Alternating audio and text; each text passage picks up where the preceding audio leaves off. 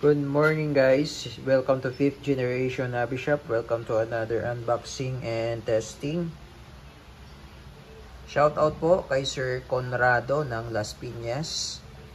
Ngayon ang ating i-unbox is the Magfire Ultra Multi-Shot Brake Barrel.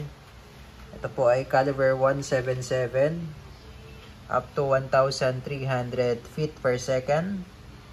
12 rounder magazine. May kasama siya magazine. Ito po yung kanya magazine. Ayan. Ang capacity po nito ay 12.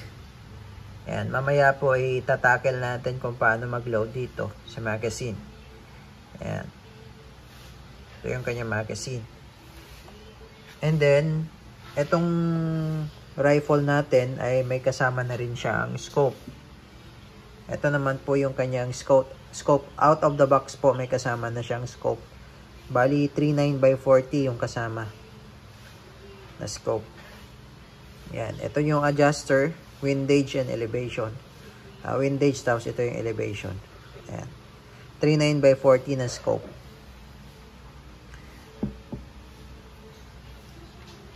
Ayan. Tapos, 22mm yung rail niya. Tapos, yung kanyang sight. Adjustable po yan. Windage and elevation din sa rear. Sa front, naka-fix na yung sight niyan. Tapos meron siyang, si Crossman, meron siyang White Fire Technology sound suppression. Ayan, ito yun. So, bali meron siyang parang built-in siya na sound suppressor. Ayan. Kaya mapapansin nyo yung kanyang barrel tube na payat siya dito tapos tumaba. So sound suppression siya. Ito yung sound suppressor na naka-built-in na siya. Meron siyang lagayan ng sling. Ayan. Kasi medyo mabigat. Full synthetic body construction siya. Metal barrel. Naka-riffling po ang barrel niyan. Ayan. So bali ito ay brake barrel. Ayan. Multi-shot brake barrel po. Ito yung binabali, no? Ay, mamaya testing natin. Nitro piston powered. Ayan. Powered by Nitro Piston Elite. So, bali, etong unit na to, yung rifle na ito, hindi na po magkakarga ng CO2 dito. So, hindi rin siya PCP, no? So, it's a brake barrel. So, hindi na ako kailangan ng CO2 dito kasi meron siyang nitro piston. Pakita ko lang sa inyo yung itsura ng piston, no? Sa illustration niya dito sa box. Para magkaroon lang tayo ng idea kung ano yung itsura ng nitro piston. Kasi meron din powered by spring. Ito naman, powered by nitro piston. Pakita ko lang sa inyo yung piston. Ito yung piston. Ayan. Yan yung piston niya. Okay, yan yung nitro piston na siya yung nagpapagana o kumbaga siya yung nagtutulak. Siya nagko-compose ng pressure para itulak yung bala. So, ayan yun. Yan yung nitro piston. Okay, so hindi nyo na ako kailangan na magpakarga o magkarga ng CO2 dahil nga po nitro piston powered siya. So, every brake nagko-compose siya ng pressure para itulak niya yung projectile or yung bala. So, ang gamit natin bala dito ay caliber 177 made by Umarex, Germany. This is the Intruder na 500 shots. May kasama na siyang 500 shots na balang ganito. This is pointed. Ayan. Pointed siya. Mayroon siyang groove. Mayroon siyang groove sa dulo eh. Ayan. Ayan yung bala. 177 po yan. Okay, so mag-load tayo ng bala para makita nyo po paano mag-load ng bala sa magazine. Okay, again, this is the Magfire Ultra Multi-Shot Brake Barrel. So, kaya po siya tinatawag na multi-shot kasi meron siya magazine, 12 rounder. So, bali ka lang ng bali. Hindi ka manually maglo-load ng bala. Okay, brake shot, brake shot, brake shot hanggang sa maubos yung 12. Ayan, yan yung multi-shot. Meron din kasing single shot, yung manual. So, wala siyang magazine. Mano-mano, maglo-load ka ng bala sa barrel. Okay? Okay, so ito po yung kanyang magazine. Yan, pag makikita nyo po yung ganyang sign, ayan, ganyang sign, ibig sabihin, empty na siya. Wala na siyang laman. Okay? Or wala pa siyang laman. Okay? So, kasi pag niludan mo siya ng bala at ginamit mo, at makikita nyo to, ibig sabihin, wala nang laman yun. Okay, so ngayon, maglo-load tayo ng bala. And makikita nyo po indicator niya, kung ano position ng bala. Ito, ayan.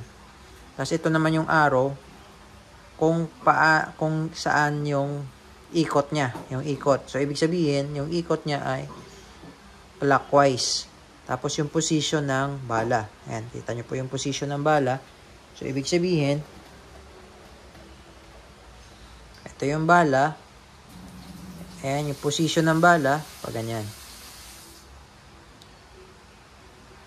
Ayan.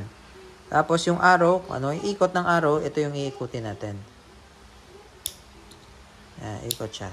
Ayan. Sumobra. Ayan. Okay, so bali ang ikot ay clockwise. Ito yung iikutin mo, ito. Yung mga spike na yan. Ayan yung iikot. Ayan. So, meron na tayong load na isa. So, ibig sabihin, 11 more.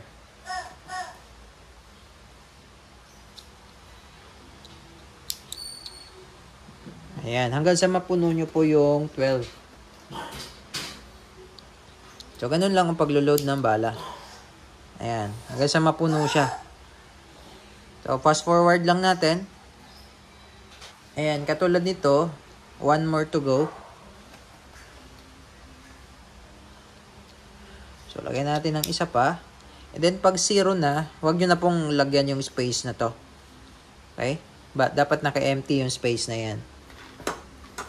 Okay, kasi dyan, dito natin ipapasok kasi yan. Yan, ito. Yung bakal na yan. So, makikita nyo po, i-insert lang natin dyan. Yan, i-insert lang natin to. Ayan. Kailangan marinig nyo yung clicking sound. Yan, kailangan may tutunog. Ibig sabihin, para mag-lock siya. Ngayon, pagka aalisin nyo naman yung magazine, huhugutin lang. Bawa, wala nang laman yan or huhugutin nyo, alisin nyo. Hugot lang yan. Yan, hugot lang. Yan. So, ganun lang ho. Okay. Tapos, hindi muna natin lalagay yung magazine kasi magbe-break tayo. Maloload kasi yan. Okay. Mamaya na po pagka mag-testing na. Okay, so bali i-break nyo lang siya. Ganito lang ho yan. Ayan, so ganito lang po yan. I-break nyo lang. Ayan, so walang magazine lang yan para matest lang. Makita nyo lang paano siya gumana. Okay, so pag may magazine, break, shoot lang tayo. Ayan. Ayan. Okay, pagka-break, sagad sa dulo. Sagad po sa dulo yan. Tapos, balik. Ayan. Yun po yung mechanism niya. Ganun siya gagana. Tapos, puputok kayo. Then, one shot, break ulit. Putok, break ulit hanggang sa maubos yung 12. Ayan. Tapos ito naman, meron siyang safety. Ayan yung safe. Ayan naman yung fire. Ngayon po, bawal po siyang i-break ng i-break. Paputukin ng paputukin na walang bala. Bawal po. At kapag i-stock nyo, halimbawa hindi nyo na po gagamitin, huwag nyo siyang iwan na naka-break. Kailangan naka-rest mode yung trigger niya. So, ito. Pastayin natin. I-rest mode natin. Ayan. So, may recoil siya. May palag. Ayan. Yan yung rest mode. So, ibig sabihin, hindi siya nakakasa. Kumbaga, pag i-stack nyo siya, huwag nyo siyang ikakasa. Okay? So, ngayon, susubukan natin na may magazine. Ayan, so load tayo. So ito po yung harapan po, ano? Yung merong indicator. Yan po yung harapan. Ayan. Okay? Tapos, i-break natin. Ngayon, may magazine na po. May load na po yan. I-break natin. Ayan. Okay, so dapat mag-a-adjust po yung magazine. Ayan, oh. Mayroon na siya. Kanina 0 po yun. Ngayon, makikita nyo po, meron na siya 1. Kasi may load na po eh. So, makikita nyo po dyan kung nakailang shot na po kayo. Okay? Okay, firing.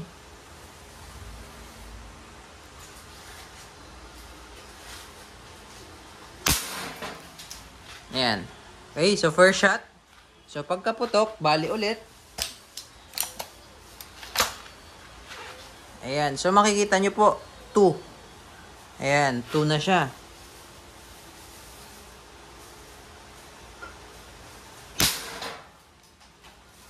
Ayan. So, bali ulit.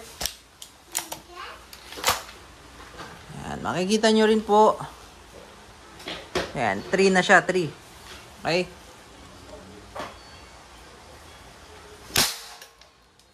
Ayan. So, ganun lang po. Hanggang sa maubos nyo yung 12. Break shoot lang tayo. Okay? Ang ganda nito, consistent yung power niya. Kasi hindi katulad ng CO2 kapag mahina na or konti na lang ang CO2, mahina na siya. Okay? So, Crosman Ultra 177, caliber 177, brake barrel.